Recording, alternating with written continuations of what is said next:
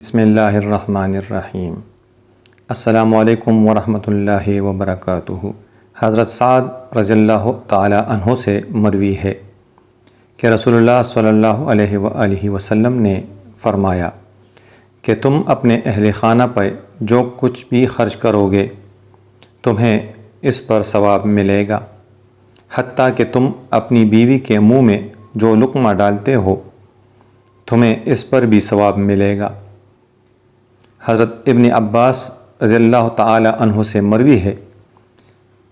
کہ جناب رسول اللہ صلی اللہ علیہ وآلہ وسلم نے ارشاد فرمایا، اگر کوئی شخص نیکی کا ارادہ کرتا ہے اور اسے کر گزرتا ہے تو اس کے لیے 10 نیکیوں کا ثواب لکھ دیا جاتا ہے،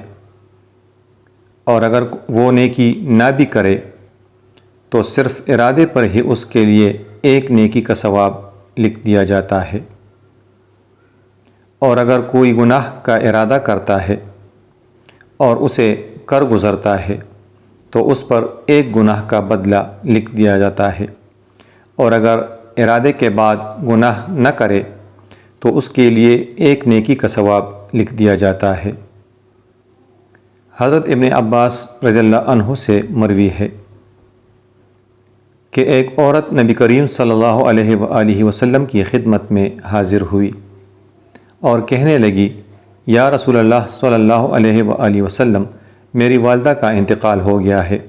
اس کے ذمے 1 مہینے کے روزے باقی تھے، کیا میں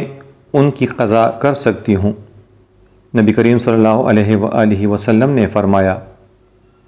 یہ بتاؤ، اگر تمہاری والدہ پر قرض ہوتا تو کیا تم اسے ادا کرتی یا نہیں؟ اس نے کہا، کیوں نہیں؟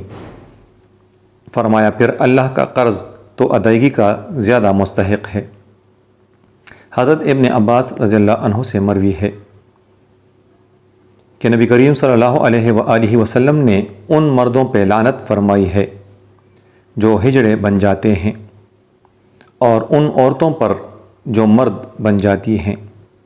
اور نبی کریم صلی اللہ علیہ وآلہ وسلم نے فرمایا کہ ایسے لوگوں کو گھروں سے نکال دیا کرو۔ خود نبی کریم صلی اللہ علیہ وآلہ وسلم نے ایسے شخص کو نکال دیا تھا، اور حضرت عمر رضی اللہ عنہ نے بھی نکالا تھا۔